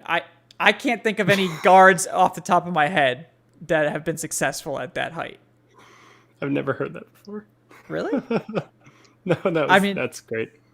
I mean, leverage is an issue. He has short arms too. Like, when you're that big, playing on the interior, it makes a difference. Like, especially when you have short arms. Like, you lose the leverage battle off the snap on the inside. At tackle, it doesn't matter so much. I feel like Andrew Whitworth has made a pretty good career out of being just like extremely massive. And I do know one thing that like they taught him at Washington and have continued is he does like the recycle punch, where he allows basically the defender to make the first move, and he kind of brings his arms back, lets them kind of miss, and then their body's closer to him, so he then can land that punch. So he's been taught to use what he has kind of to his advantage, and he's kind of learned that throughout his life. So I don't think by any means that he's proven to be a problem.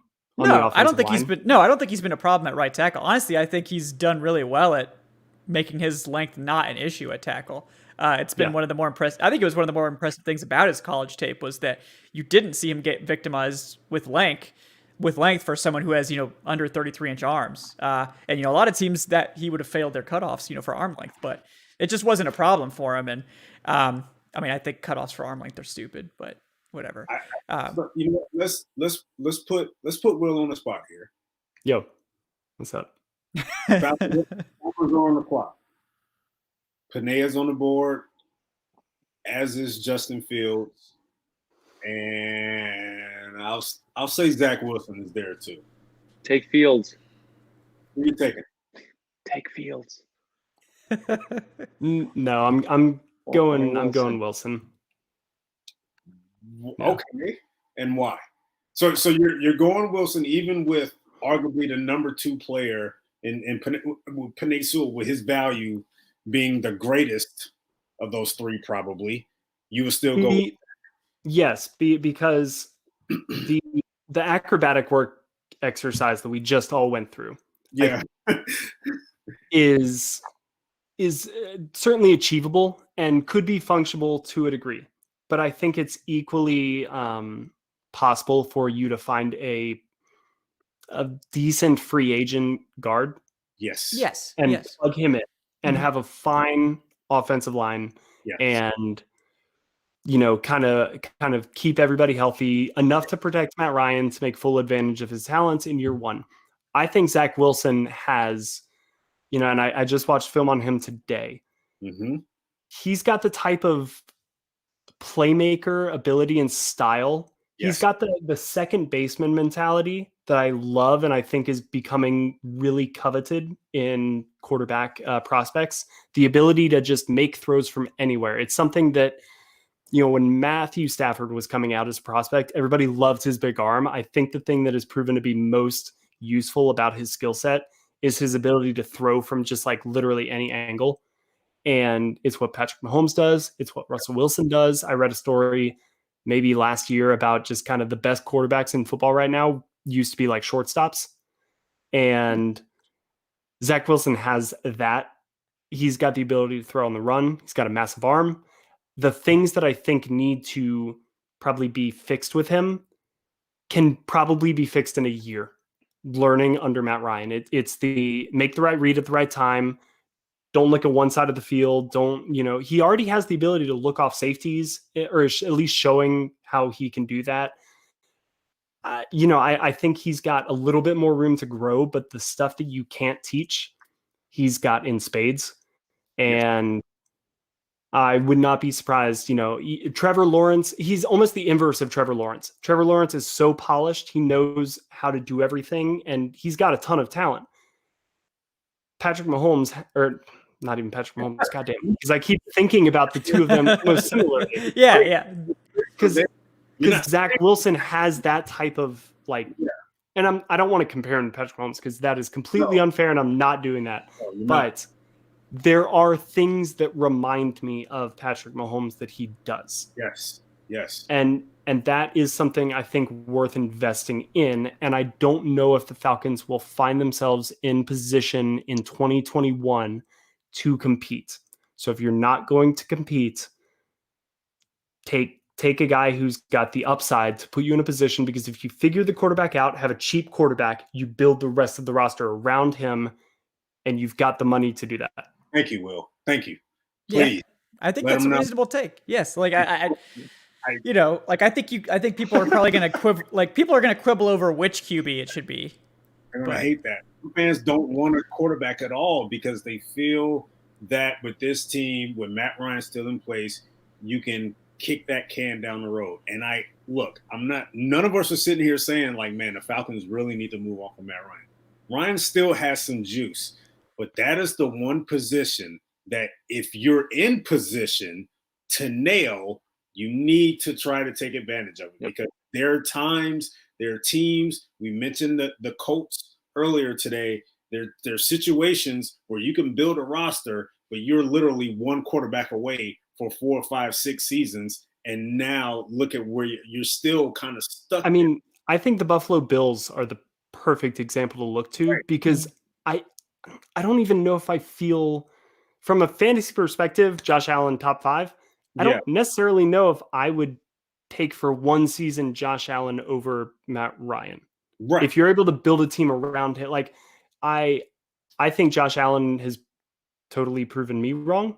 Yeah, Baker Mayfield's another. Mm-hmm. These guys were in the playoffs, but it was less because of them than the totality of the team. The team that just won the Super Bowl was less because of the quarterback, even though Tom Brady will get the accolades, than it was because of the team around him. Mm-hmm. And they were only able to really build rosters like that because they had the salary cap to frankly do so. And so when you're looking at what is the relative salary cap advantage, winning Super Bowls is the easiest when you have a talented, cheap quarterback. Mm-hmm. So get that. Yeah, exactly. I mean, that's the biggest advantage you can get in roster building is not having to pay your quarterback premium dollars. Right. So, and with the new regime coming into, it's like these guys are going to want that. Like I would be shocked if they don't. Like, I'm not saying they feel like they have to get rid of Matt Ryan, and like they're really in the perfect situation. They can take whoever's there at 4, assuming they like they're not going to take a quarterback they don't like, but like if they like Lance and Lance is the only one there, they'll probably take Lance, and they'll be like, we're going to see how Lance develops this year. We're going to see how it goes. Hope they don't do that. Well, if you don't like Lance, that's fine. But like I love if Lance is the option, because then Panay is on the board, and you take the best guy, and you then look at the quarterback situation next year. Yeah, I mean, I like Lance. I'm a big Lance fan, but if you don't like Lance, that's fine. I want fans to realize that with this new regime, it is definitely on the table. Not saying that they should take a quarterback, not saying that they will take a quarterback, not saying that they need to move on from Matt Ryan. But I want the fans to understand, like, hey, this is a new direction that's in place now. And usually in these situations, they will want their guy at some point. It may not be year 1, but it may be a year or 2 years down the line. But the Falcons are in such a unique situation because they're drafting top 5. Yes. They're in such a unique situation that this new direction may say, hey, hypothetically, let's say we win a few games with Matt Ryan over the next couple of years. We may not be in the top 5. We may be in the first round. Let's take advantage now and get our guy that we may not be able to have a chance to get 2 years from now. Well, and I'm old enough to remember being 14 years old and thinking, shit, it's not going to be any fun to watch Falcons games anymore because Michael Vick is not here. Right. Yeah. I remember Joy Harrington days. I don't want to go back. I don't want to go back. Don't make me. Matt Ryan, and none of us are even saying that Zach Wilson or Justin Fields or Trey Lance or even Trevor Lawrence will turn out to be as good as Matt Ryan. Right. Matt Ryan should probably go down as a top 20 quarterback in NFL history. Yeah. And he frankly probably will never be viewed as such. But for all of the conversations that we have about the different coordinators that he's had, and this coordinator is such a problem, and this, they're not doing things, or this guy sucks in the red zone, or what, like the consistent through all of it has been Matt Ryan. We've seen in Tampa Bay this year the impact that a single quarterback can kind of have on a franchise. In the good times, Matt Ryan has often been kind of the reason that they've been great. In the bad times, he's been the reason that they've been like close to good. Right. They've even been entertaining to watch. Exactly. and so, I've gotten the fortunate opportunity to talk to Matt Ryan many times. I've gotten the opportunity to meet his wife and things like that.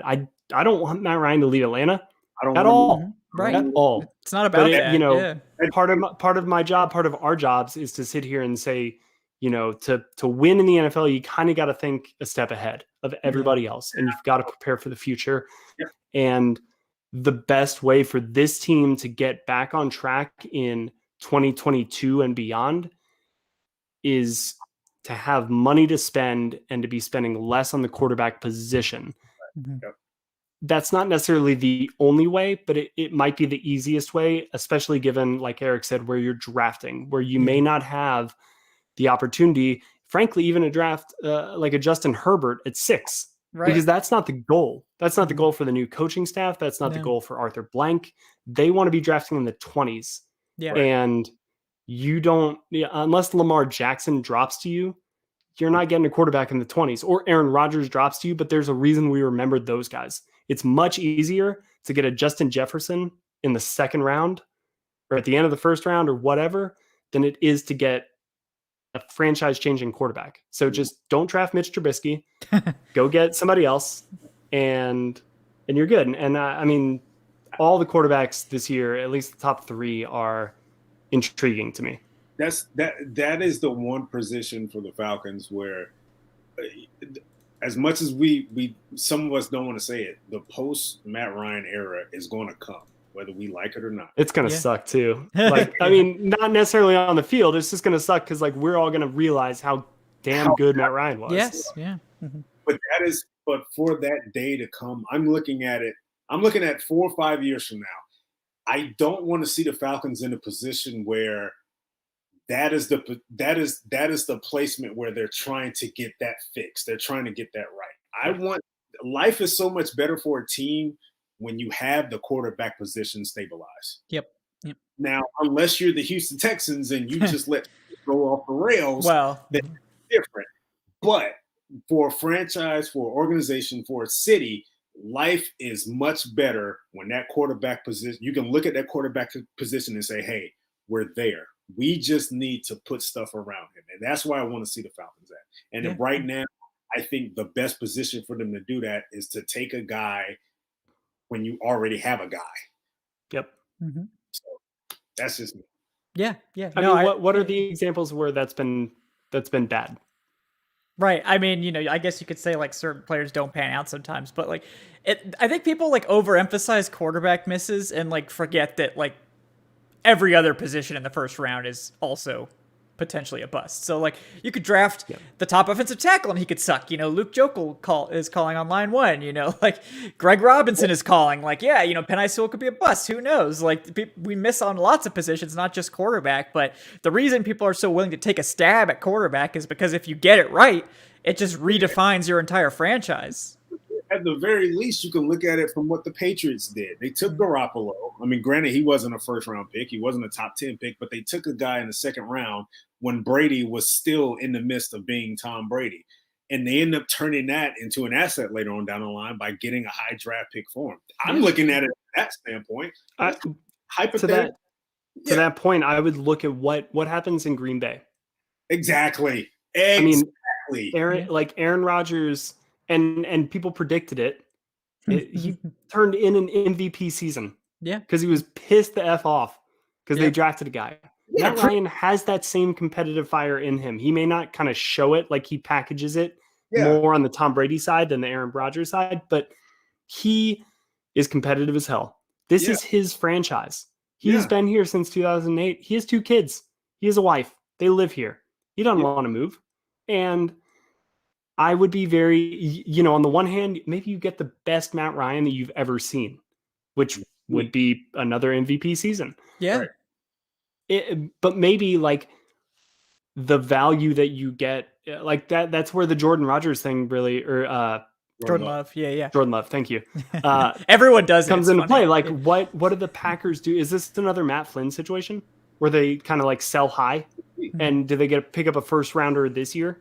That's another whole element in all of this. I mean, people are trading first. Like people are talking about trading first for Carson freaking Wentz. Like, you're probably not getting a number 4 pick. No. Like that. That's where you might lose some value, which would be tough. But hypothetically, not speaking in the situation, but let's say you were to take Fields, and let's say the team, they may get, later on down the line, you may get 3, 4, maybe even, I'm just speaking hypothetically, maybe 5 years out of Matt Ryan. That trade chip of Justin Fields is still great because you can definitely turn that into another first, maybe a second, maybe 2 firsts, depending on how desperate a team may be for a young quarterback.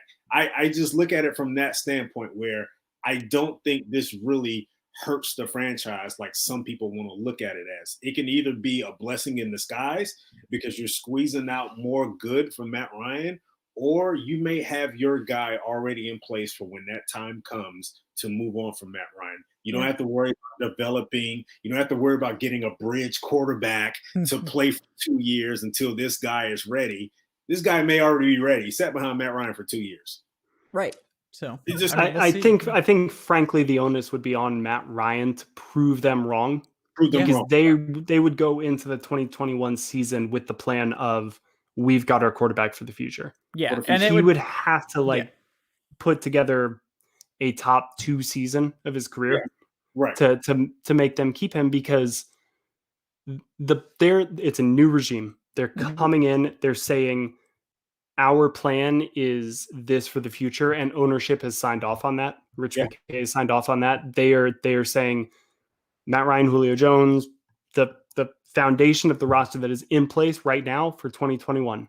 Yeah. 2022 is when we start really implementing our team and roster, and they may do that this year. I have no idea. Like they're way smarter than I am. They're way smarter than any of us. Like they know ways. That's why they get the big bucks to do all of this. Yeah. So it's like, but I could see a situation where, on the one hand, it's like this is our gateway to the future. On the other hand, perhaps it enhances our roster in not necessarily on-field tangible ways, but some of the intangible ways.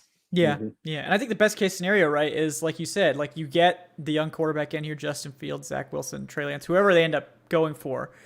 And then Matt Ryan ends up having a good season. You know, they're in the playoffs. Say they like win a playoff game and lose in the divisional or something.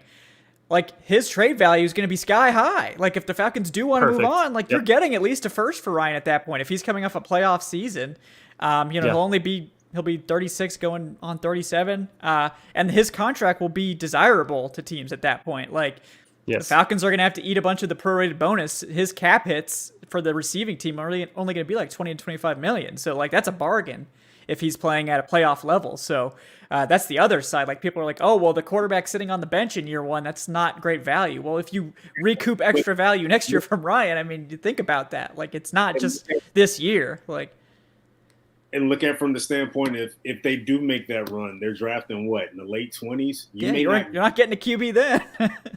In the late 20s, you may not get. And Tom Brady will have just won his 8th Super Bowl, so veteran quarterbacks will have never been more valuable. Yes, there you go. They'll think Matt Ryan can play till he's 50 at that point. So, what happens next year? What, he's juggling Lombardi trophies on the parade next year? I'm pretty sure. Maybe. Hopefully not. But there's no way. It's Tom Brady. Okay, there's no way in hell he was going to miss that pass today with the Lombardi trophy. Okay, he's going to nail. If it had been me, I would have thrown it right into the ocean and then slipped and broken my head and then drowned. I would, just to save the embarrassment, I would have disappeared into the ocean. Yeah, but it's Jesus Christ himself throwing the Lombardi trophy. Of course, it was going to go. Come on, man. It's Tom Brady. Seriously. Yeah, this guy's flawless. Yes. Well, it's after 10 o'clock, so we're going to wrap it up now. That's excellent free agent discussion.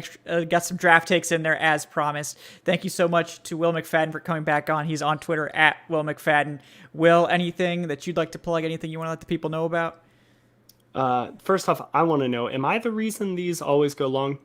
Because I can switch up styles. Yeah, I mean, we just don't want to we don't want to stop the flow, you know. So if we're riffing, we're not going to just cut it off. But this is maybe our longest show in a while. So yeah, we go this long all the time. We do go long.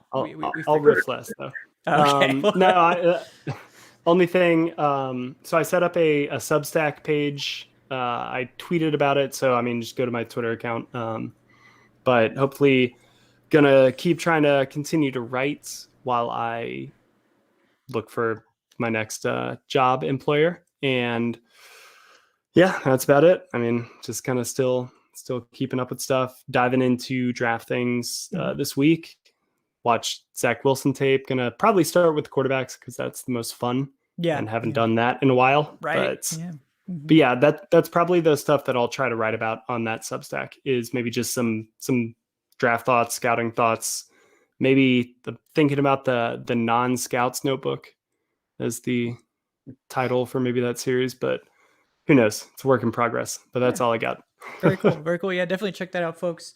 Also with us tonight, Eric Robinson. He's on Twitter at @Eric_Robinson. Eric, anything that you're working on you want to let the good people know about? Yeah, I'm definitely working on a scouting report for Michael Parsons right now. I should definitely have that done by the end of the week and submit it. So be on the lookout for that. I'm also going to work on another report for Kwity Paye starting next week. So be on the lookout for that. I usually start my reports right after Combine, but of course we don't have a Combine. So why not go ahead and start churning them out now? So yeah, why not? You know, might as well go ahead and start pumping them out. Tis the season for draft takes, guys. I'm Kevin Knight at Falcoholic Kevin. Before get into my stuff, want to thank Adnan Ikic at Say Which Way and Evan Birchfield at Evan Birchfield for tuning in. I know they both had other stuff they had to do tonight. They came in briefly, so thanks to those guys as well. But yeah, guys, I just put out our tight end free agent targets video, so that's available on the channel. So if you haven't seen that yet, you can check that out. I'm going to be doing another one about safety. That'll be the next one. So I know a lot of the names we mentioned tonight, we'll be getting into that. So look into that as well. Also, check out the Falcoholic.com for all that great written content. We got a tremendous group over there putting out quality stuff every day. Like I mentioned earlier, if you haven't already liked and subscribed, we do appreciate that. It helps other folks on YouTube find the show. Also, it earns you our eternal gratitude. And Patreon is patreon.com/Falcoholic Live. All the rest of those links, including to the community Discord, are in the show description. Again, guys, thank you so much for tuning in. We will see you next week at the same time for more Falcons takes. Maybe by then we'll know about the salary cap a little bit. Probably not. They seem to be pretty reticent about revealing anything, but whatever news is out there, maybe the Texans just implode by next week. I'm not sure. They lost their team president today, so who knows what's going on there. We'll have all the takes on it and more. So until then, guys, for everyone, thank you for tuning in, and we will see you next time on the Falcoholic Live.